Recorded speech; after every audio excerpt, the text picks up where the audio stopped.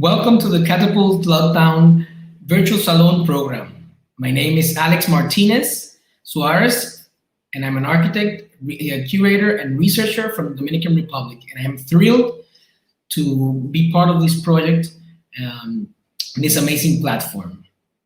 This afternoon, I'll be discussing with Llaima Sanfiorenzo from Puerto Rico, and please let's welcome Llaima.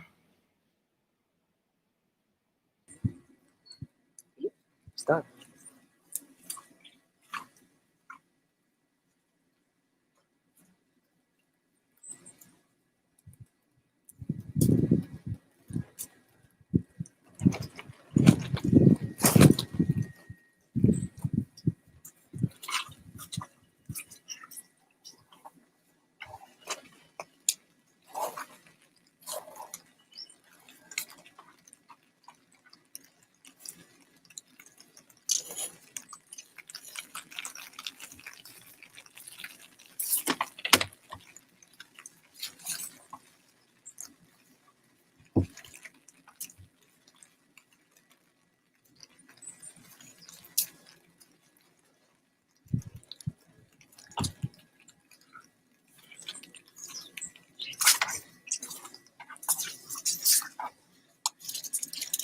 Hi, Alex. Hey, Llaima. Thank you.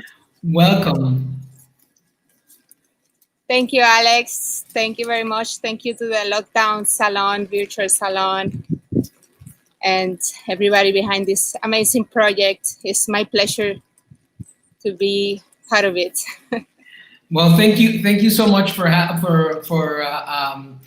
being with us this afternoon, Llaima. But before we begin, I'd like to express a huge thanks precisely to those who are supporting this event, the Catapult partners, including the American Friends of Jamaica, Kingston Creative, and Fresh Milk for making this all these series of salons happen. Please feel free to ask your questions and your comments in the comment section during the talk. We will get them in the Q&A segment of the salon, and please subscribe to the Fresh Milk YouTube channel where all of these encounters are being held, so you can see them. Again, thank you for being with us, Llaima. Welcome again. I would like to start this conversation by asking you to introduce yourself and to tell us a little bit of your studies, your background, your international experiences, your academic background. Please, the floor is yours. Thank you very much. Yes, for this hour, I was preparing a bit, the inspiration for the work I do and what things are important for me and how I have drawn a career of things that matters for us. How you call it, this social art, but at the same time, very important to be empathic wherever the story of our world moves. I'm here in the island of Puerto Rico. I'm a Puerto Rican artist. I finished my studies in literature and in the Universidad de Puerto Rico. And then I went to the film school in San Antonio de los Baños in Cuba. So I learned the art of filmmaking with a concentration in documentary. The film school in Cuba, it's just an oasis of people, of knowledge, of connections, of life until the day of today. This is my working crew after 10 years graduating from there. And I won the scholarship from there to Germany. So I finished doing 1 year of exchange in Germany in the film school, specializing in camera. So I'm very grateful for the opportunities I have had to to really mature in terms of technical skills that brings me a bit further into the work I want to do. And yes, and then I lived 5 years in Berlin after studying, and I was working already with refugees. We made a nice queer and beyond project with queer, non-binary people. Very, very interesting, amazing opportunity to give voice also to these people that are still fighting every day for being recognized as citizens, right? That's great. I would like to ask you, what are you up to these days? Like, what's your work about? What's happening with your projects lately in the last few days? Like, what are you working precisely like right now? Thank you, Alex, for the question. So I have to say it, but because it's part of our history right now after Hurricane Maria, there was like a very uncertainty what we do, how's our jobs going to look like. And I woke up this morning really thinking about the people in Honduras, you know, because we just lived the hurricane, and these are the things that triggers a bit my work, no? I mean, this empathy, what's happening, who's living what, how's humanity going further with all the changes also the earth is having. So after Hurricane Maria, there was initiative from Puerto Rican artists based in Chicago. So I'm part of this initiative, Puerto Rican Art Initiative. And we were 2 years preparing project. And I went back to a bit of my roots of dancing and video art. And for me, video art is like a battery. It's like a battery of it's renewable energy for me, for my soul as an artist, because social engagement sometimes takes a lot of your thoughts, of your dreams when you're working every day with people. So for me, video art is this place where I renew. So I work in an experimental video performance piece, and it's going to release now in 2021. And as part of this kind of, you know, mentoring for these 2 years, I also finished 2 videos that I had started in 2007. I think we can see a bit of the photos. This is my latest work right now, is presenting the Contemporary Art Museum. This, what we see here, is the exhibition, like while we are just putting it all together at the museum here in Puerto Rico, and Contemporary Art Museum, the MAC. So this is a video with these bodies without a head. This video I made in 2007. And it's a video where I asked 9 dancers to be naked in this white space. It was a studio without ending, you know, like, and we used a dolly and a very high, you know, professional camera system. And the aim was to tell them they are totally free to be naked. We will not see their heads, never. But they need to stay in the 1 square foot. So it's like how the freedom is always, you know, determined by something. Mm-hmm. Can be space, can be time.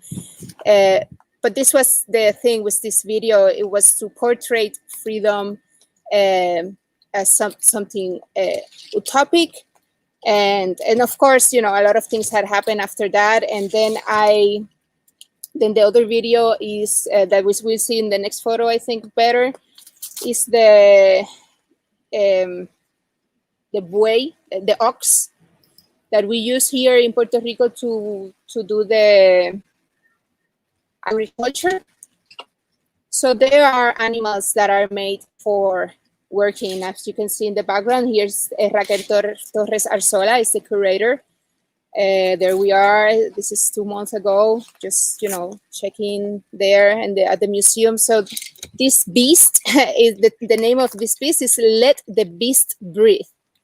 So this beast also, we don't show the face, the head, and it's like an enigma. What kind of living beast is that is just living?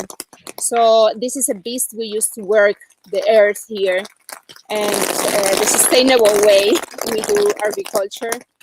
And I wanted to portray, what's happening when these beasts are in peace, are just being alive. Yeah. And yeah, any. So how do you go back and forth with this with video art, and also do you work also with like projects socially engaged with communities, and I'm very interested in getting to know how do you go back and forth, and how do you transition from this project to the Selfportrait Factory methodology, and social international projects, and you go back and video making in the last 10 years of your practice. Yes, thank you for that. As I said before, this is a more younger practice that I had doing the video art. This is how I started. Actually, this video I made between finishing literature and starting filmmaking. So let's say I didn't know anything about filmmaking when I did this first video. So I was already working only with images that I took out of philosophy, of history, of literature, of my preparation. So I was just like doing this transition between images and texts, right? And then after finishing the film school in Cuba, I went to the countryside. I spent there a few days, and I came up with this methodology that I had started already in Cuba.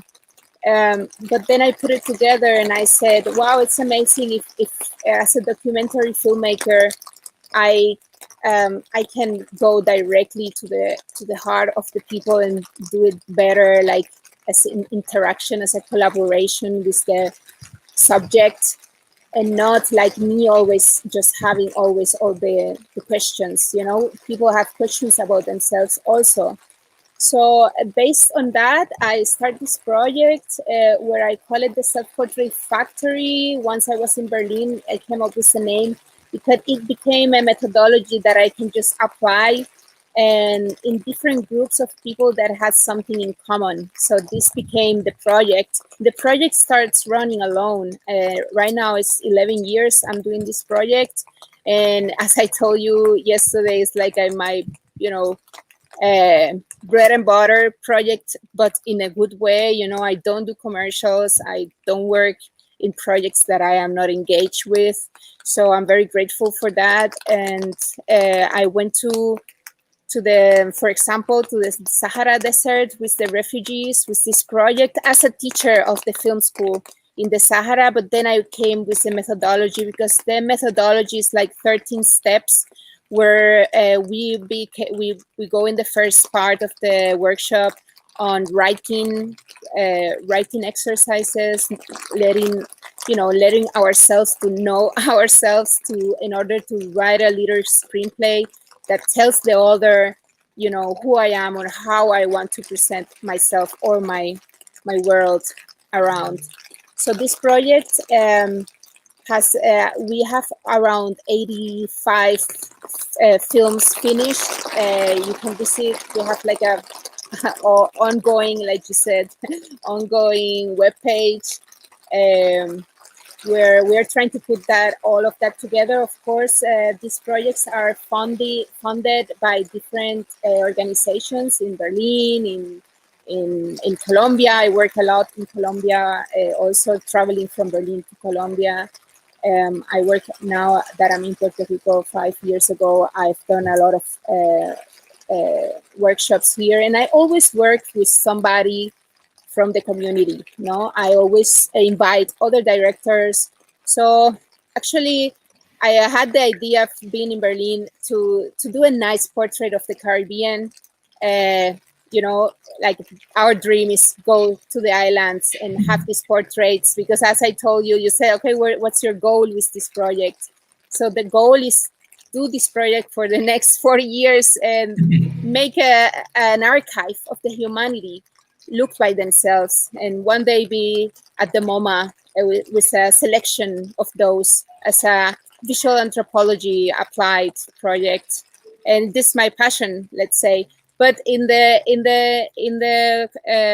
video art, I find some structure for myself. Let's say everything can be a self-portrait, but then again, like resting into poetic images. I wonder if we have this video coming up here.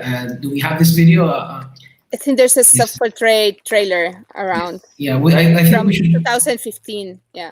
Okay, let's go to take a look.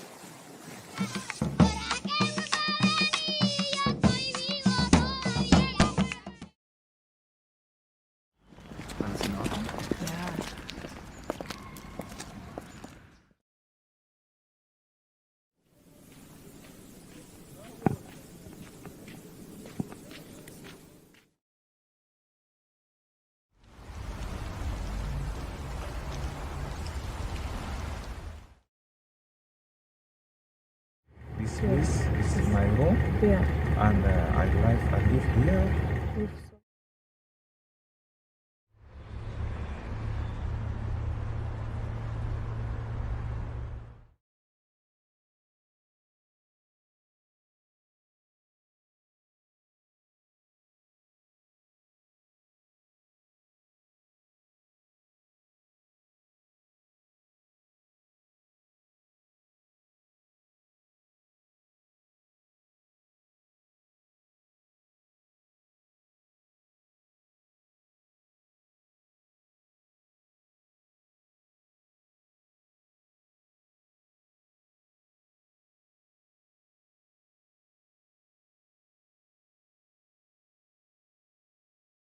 So this workshop is it's practically a school that you take to places on teaching people how to reflect by producing art, but also you are there to and this is, of course, this is a part of a much bigger archive, as you said, a project that involves at the end, hopefully we will have a kind of human Archive. no? Of A portrait, a big portrait. You know what, Alex, it's amazing what you're saying, because yes, my friend and editor Juan David Soto Taborda, a great editor based in London, he's part of the project. And one thing we're doing is we are bringing quality to the stories of normal people. You know, we're so much thrilled to hear that social videos are always like, oh, I'm sorry, it has these problems. You know, you always hear when you go to a social project to film, sorry for the sound, sorry for this, sorry for that. So we don't want to say sorry. You know, we want to show we want to show respect for the stories of these people, and that's why we also work with a professional crew that assures, you know, and professional cameras and everything. So it's a bit triggering this anthropological view into film. And also we go to festivals with this series. So it's also like these people, for example, let's say the refugees in Berlin coming from different parts of Africa, they told me at the beginning, they said, Llaima, we approve you a new project, yes, because we have made one before and was a success. So we approve you a new project with 3 times the budget, and in Berlin, which is always low budget stuff in Berlin. But anyway, I was like, and then they said, I don't know if you're gonna be able to do that, because they don't know how to write or read. And I said, you know, like we can just draw everything. So we did everything drawing, and they can tell the stories. And of course, they know. I mean, they know more of geopolitics than anybody else. I mean, it's not. It's. I mean, let's not face it as a problem, but as something we want to use in favor of the films. And these films were, I mean, they were living in this plaza, and these films were showed in the cinema in front of the plaza. So it's also how you change the hierarchy of power. One day you are a refugee in a plaza, sleeping, you know, in the snow in a tent. The other day you are just 100 meters in front, standing in front of a German public, saying you are a director of a film. So this is also very important for me, like how we present this as an opportunity to people to show their films. I also do this in film schools, but of course we go a bit more. It's more kind of challenging the workshop, because, you know, we have to push the students a bit more. So I use other theories of other, you know, books and everything. But as you see, also I also work with kids. And kids are amazing, and they do also amazing films. So I have a respect for all the path of lives that we have. Great. Well, if welcome again. Just in case that you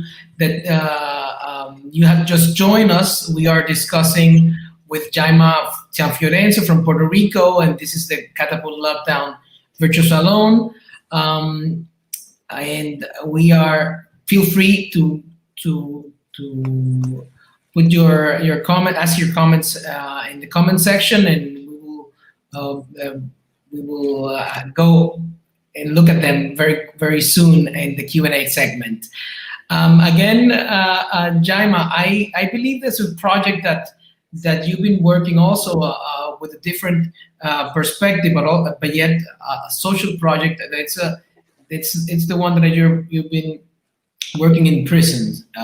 How this project happened, and tell us a little bit about what are you doing this time? Yes, this project is finally ready. It took us like 4 years because, again, you know, it's I was just grabbing budgets from different parts. I got support from NALAC, National Latino artists in the US. I mean, you know, like very put in from everywhere in order to pay my crew, basically, to assure this what we are looking for. So this project in jail, in prison, I asked first for the admission to go in and make like with 6 women, make like a little project and see how it is going. But then when I arrived there, there were 42 women sitting. And I said, like, wow, I mean, this is, you know, it's a lot of work, because we do a lot of exercises. Everybody take the camera, everybody get a little technical capacitation on sound. I mean, depends how much time we have for the workshop. I have done workshops of 1 week or so. So, I mean, it depends of what the people are asking for. And then I said, well, let's do it. You know, let's give them the opportunity. Let's start drawing. Let's start writing. And then I realized is that they were given 4 days less in their penalties because of being with me this hour. So, you know, they don't want to miss. They want to miss the meeting with me. So I said, okay, well, let's help also on this. And so we finished doing, that's why it took me so long. We finished doing 14 little stories, but not really like a story, you know, Aristotelic story, like beginning, conflict, end, but more like, okay, you know, how whatever they want to tell, because this is also the freedom of the workshop.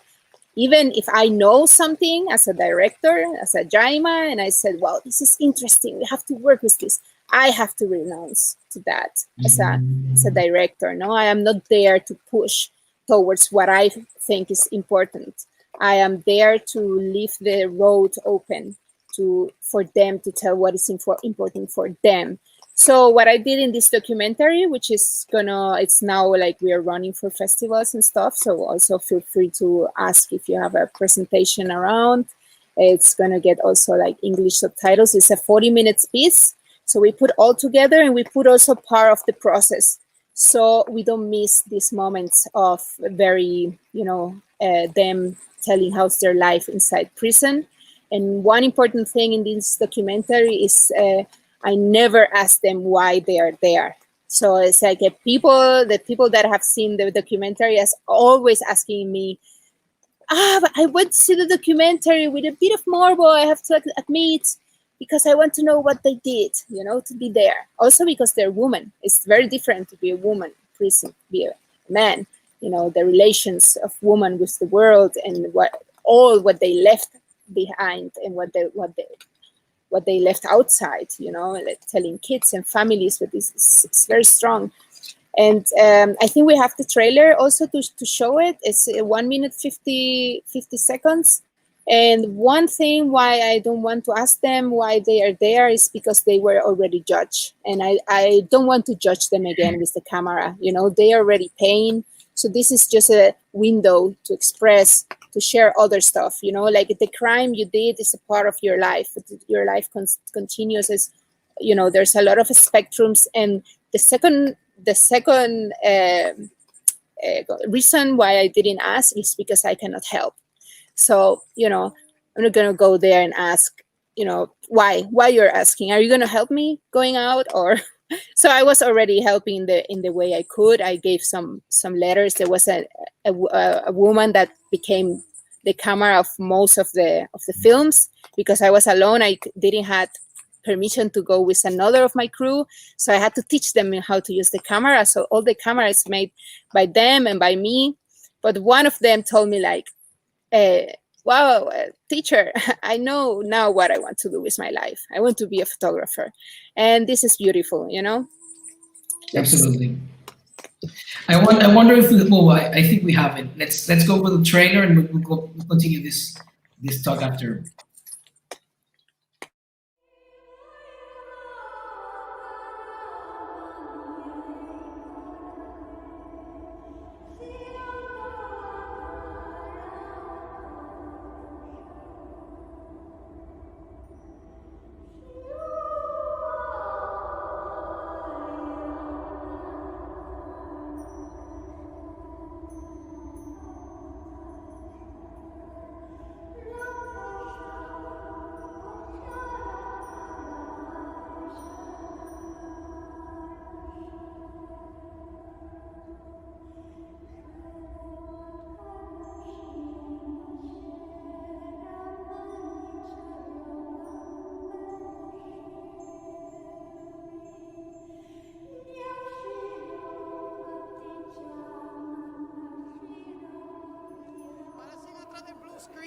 Móntalo por atrás, así.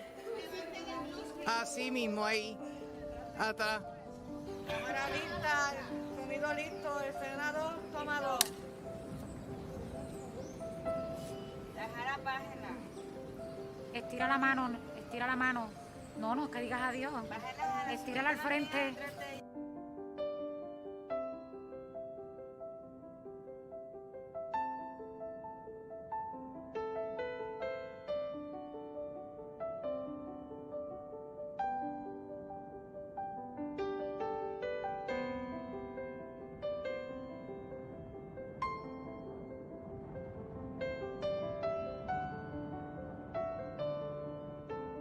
En 5 años nunca he cogido una cámara así de grande.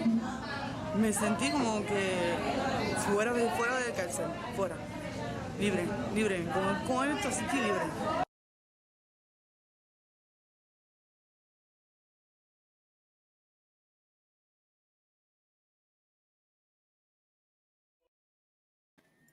So you are literally giving them wings to imagine and to produce something outside those the environment and their actual the bars.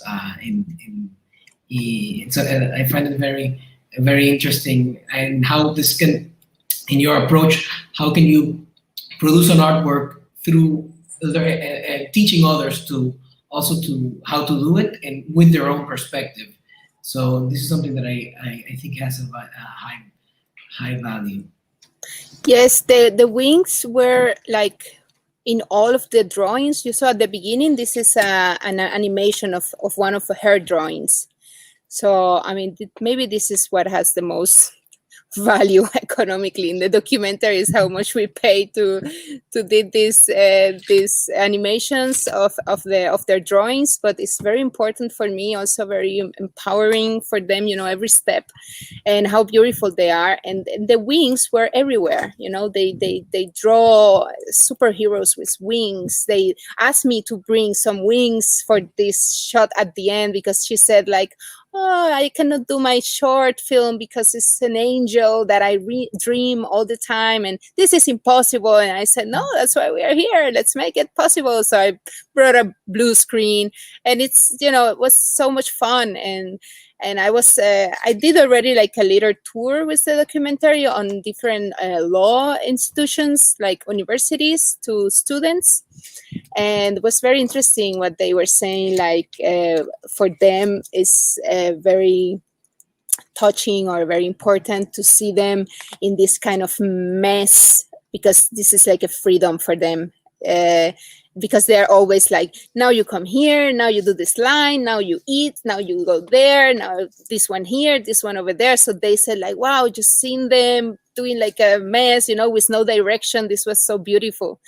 So yeah, I'm very, very happy about showing this documentary. It says, I mean, it's directed by me, but then in the credits, it's like in collaboration with all of them, because of course, you know, is the story we did together. To give them credit, of course. And what do you? Yes, what the first credit is them. I mean, it's important. They when you are in jail, you are private. ¿Cómo se llama? Privado. You don't have your rights anymore, right? So I wanted to also like work a bit on this intertext of, you know, the construction, who is free, who to do what or to say what. And they build the whole story, their own stories with a storyline and everything. Like this is part of the exactly. We do a storyboard. It's one of the methodologies. So we do a storyboard at the end, which is helping a lot on the process of filming. So the storyboard will have somebody else that is kind of the assistant director. So we are playing a bit of the roles of the fiction into documentary, because sometimes we are also, how you see, we are also creating like fictional or memories, or in this case, because we could only shoot the whole documentary in one room. You know, we could not go all around the prison or anything. So it was very challenging. I mean, how we are going to like do all of this here, and we did it. So and I showed them first, of course, with the first first editing cut, and I said, "Are you okay with this? Somebody doesn't want to be, because you didn't, you know, you don't." Of course, I have paper signed by them before shooting, but then I gave them again the option to say, "No, I better don't want to be part." There was a lot of them that didn't want to be in front of the camera. And of course they are behind the camera. So this all of these little things very important to respect, to do this collaboratory filmmaking, participatory filmmaking, which is something that is coming now out as a thrill thing to do. I've read something around. That's great. I wonder how you see that through your work you're trying to somehow, or how do you, the notion of being in the Caribbean, the notion of being in an island, how do you think this is alive in your work, or how do you connect with your environment? I know that you for example, you live in a farm, or you've been living in a farm practically all your life while in Puerto Rico, defending from this inner part of the island. Then you went to study abroad and also study in other parts of Puerto Rico. But then, how do you feel that your work echoes from a certain context, or comes back to your origins? Well, as you said, I grew up in a farm, and now we moved into this place, it was our dream house since 4 years, and we made it. We have 2 kids, small, so it was time to settle down. I cannot keep traveling, and I traveled already 10 years. Let's say I went everywhere. I was alone in the Sahara Desert with a soldier next to me all the time because I have a US passport.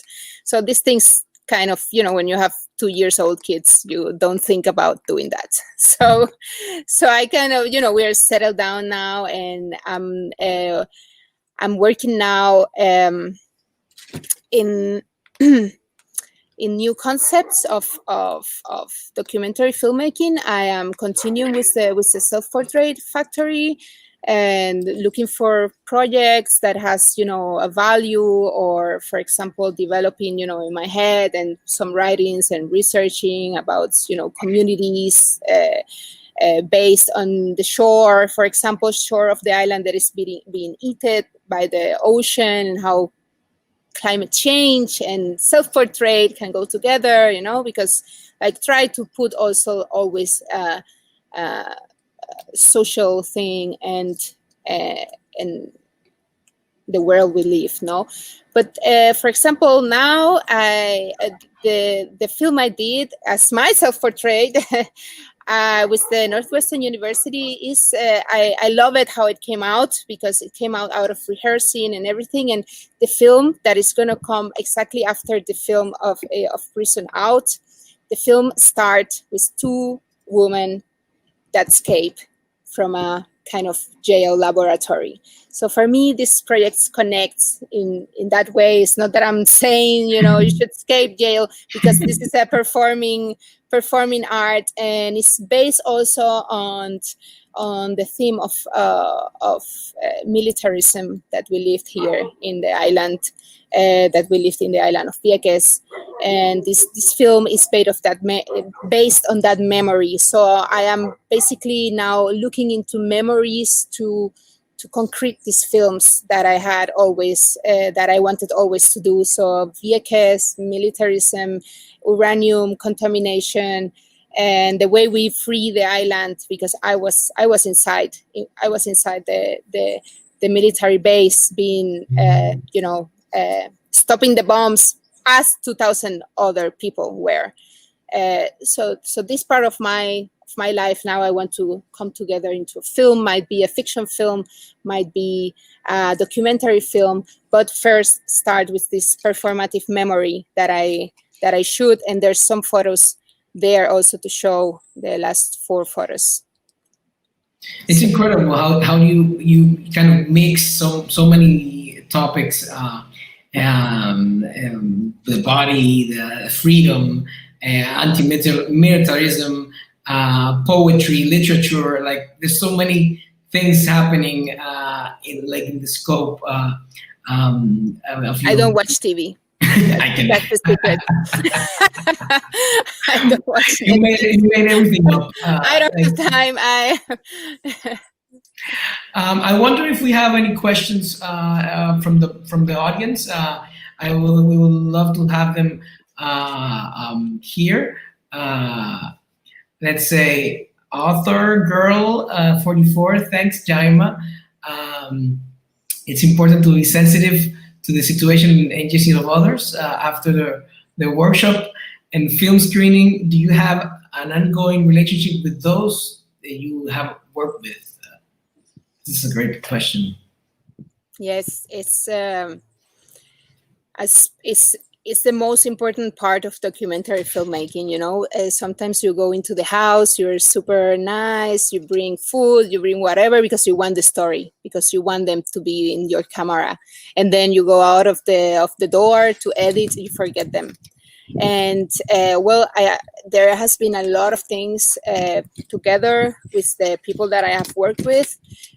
First of all, for example, these kids in Colombia, we worked there. I moved there for 5 weeks.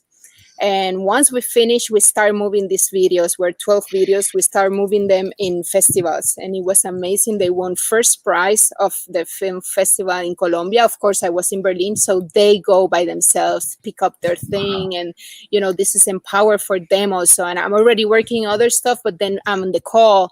I'm looking how you're doing, you know, how you're feeling, how was this, how was that. And until the next day, I mean, this was 10 years ago. The next day, one of them just wrote me, "Oh, I got a baby, you know, how are you doing?" I mean, you always give a bit of feedback. People in Sahara always taking them, trying to, because one thing that people in Sahara told me was like, please go and show our stories. Go show the people we exist, you know, otherwise people will forget us because we are here refuge in the middle of nothing, surrounded by nothing, which is the desert. So for example, I had a TV show here because I got to work. I studied TV, so I made 26 TV programs and for the public broadcast here. And I interviewed them. We did like 3 times trying to get connection in the desert, you know, with all of them, and we made it. And these are the ways I stay in contact with them.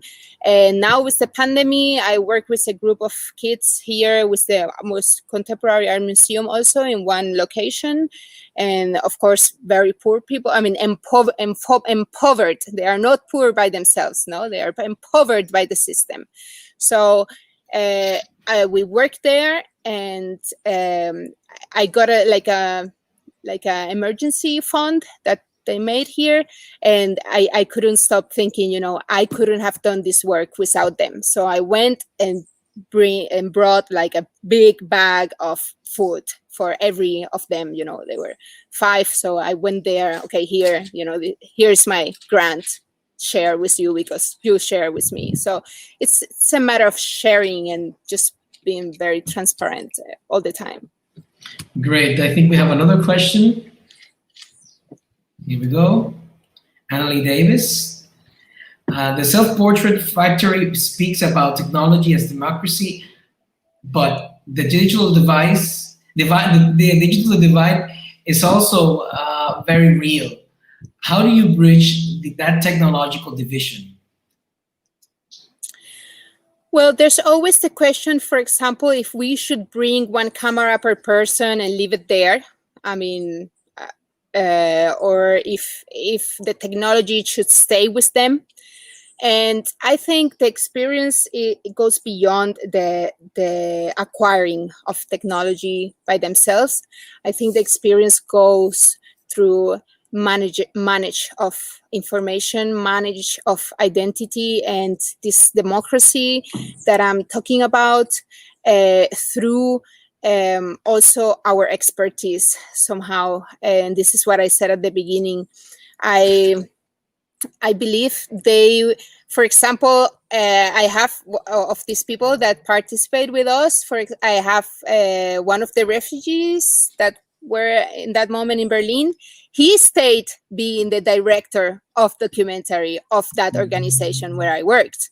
And this is the empowering of bringing technology. I mean, he doesn't need the camera yet. What he needed was the other part, the empowering, the how I do it, the how I direct, you know, how we move, how we think, how we sit, slow down, think, see, capacitation. And now he's working there, and this is amazing, you know. And then I got a few of the people being in the workshop are using these videos to go into film schools or, you know, to win another scholarships. You know, we have people coming out of difficult mental situations because they think, oh, you know, I don't fix anywhere. And then they realize, yeah, there's something I can tell. And it's not doing film only. There's people studying psychology. There's people doing, cultural environment for other people. So I think democracy and technology, as we have seen now, and a bit mixed with, with politics into technology, it's like our big job to deconstruct that with Derrida and the deconstruction. But it's our job to really look into what is important, what we need. I had a project that didn't won, but was I made it for the UNESCO, and I wanted to go, and I had them like 6 shamans from the Amazon. That they do their self-portrait, and these are not people that are necessarily together with technology. But I remember that year, this was already like 10 years ago, that I applied. I should apply it again. But this year, there was only 6 projects being picked up by the UNESCO, and they pick up 2 projects in different parts of the world that were based off clowns. So I said, well, maybe this is the year of the clowns, let's give them also the opportunity. Again, I think we have a third question. Annalie, thank you for the question. I hope was more or less in the direction you wanted to work with. Catherine Kennedy, as coordinator of the Laboratory and Film Market at Santo Domingo Film Festival, my hometown. Can you tell us about how this platform developed and how does that work? Does it have a Caribbean reach? Thank you, Catherine. I'm working in this festival now 6 years ago. I travel there every January. It's a very unique place and moment of my year. I worked there with Tanja Valet, which was the director of the film school in Cuba when I was there. So we became, very together.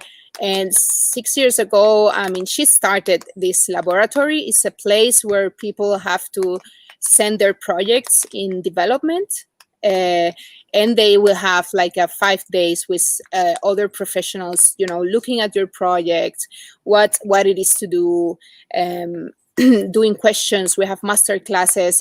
It's during the film festival of Festival de Cine Global de la República Dominicana. So this experience is amazing because this laboratory is kind of specific for Caribbean filmmaking. So everybody that is watching, please, stay tuned with this festival and look after. They are in Realport, I think, so you can always put your film to compete into this platform of laboratory. And there I'm just coordinating, I coordinate everything, who go first, who go after. I also do the pitch class. It's an amazing oasis, again, for me to meet my colleagues who are doing amazing films in Cuba, in Santo Domingo, in, as we said now, also in Honduras, in Mexico. We go a bit further, Colombia. So it's a place to develop projects. And of course, I take advantage of every experience I have to keep working and keep going on my projects. Well, personally, I think this is your projects have the opportunity to also to give others to kind of do a ripple effect and reproducing a kind of echo by having these first when they enter in contact with you and your first idea, but then after they develop their own projects within the scope of these workshops, and I'm so happy to hear that there's a few that they're now involved in this. It's in a way a catapult also. I love the catapult concept because it's, I mean, it's like how much the catapult is expanding back. It depends on how much back goes, how much further you go. Absolutely. I am so happy that we have had this talk this afternoon. I don't know if you want to say anything. I want to show the last photos of the last project please. coming, because it's a very important project for me. I shaved my hair.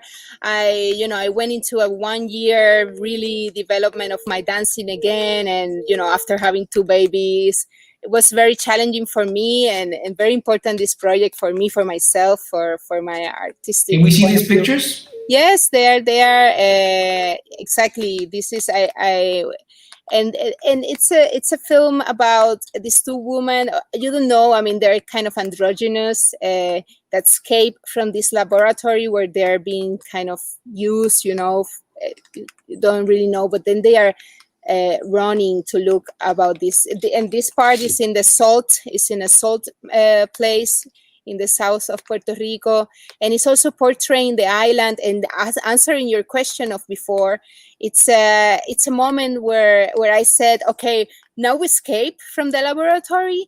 Now we are running all around the island, but then once you reach the ocean, there's no more escaping for a human being, like that's it. I mean, unless you have like a helicopter or something. So I am working also with this concept of the shore of the island, like where is the end of your escaping possibilities, and then how you have to then move towards escaping from another. I think there's another photo.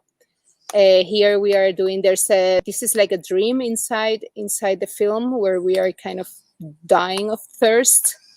And this is me with my photography director, who also studied in the film school in Cuba, is Puerto Rican, lives here. So I'm now working with her. And then I have also a production manager there. And and next photo. And these are these dresses I made with a kite, a surfing kite that somebody gave me. So I love them because they are very, kind of modern but plastic, and as a contrast between what we see. And this is also one of the shots on the ocean when we arrive. The ocean, it's a 20-minute piece, 17 minutes video, and I'm gonna release it next year in February. So I guess I will send you all an email. It's the release party. And this is again the crew. There's also my brother, who's always helping and everything. He also works as a camera assistant here. So, and there's another photo, I think, or this is the last. These are us. We find some kind of bottles, and this is a memory from when I was in Vieques, because we actually found bottles of water under the sand in our 3rd day inside the base without being caught by the militaries. So we found this water, and for me it was like a miracle I wanted to portray also in this film. And there was also like in the Hurricane Maria, this water bottles signifies something, because they found thousands of them, that were not given to the people. So very important, all of these little symbols to bring them up. Thank you, Llaima. Thank you so much. I just want to. Well, this has been a great talk. Any last comments? We're wrapping up. Thank you. No, that was great. We are 59 minutes 34 seconds. Guys, thank you so much. Please remember to tune in again this afternoon at 4 p.m. I will be discussing with Aruba-based artist Samuel Sarmiento. And again, I want to express a huge thanks to Catapult partners, including the American Friends of Jamaica, Kingston Creative, and Fresh Milk for making this happen. Thank you. See you later, and goodbye. Thank you, Alex. Thank you, Catapult. Thank you, Friends of Jamaica and Fresh Milk. Such a pleasure for me. Gracias. Gracias a todos y todas.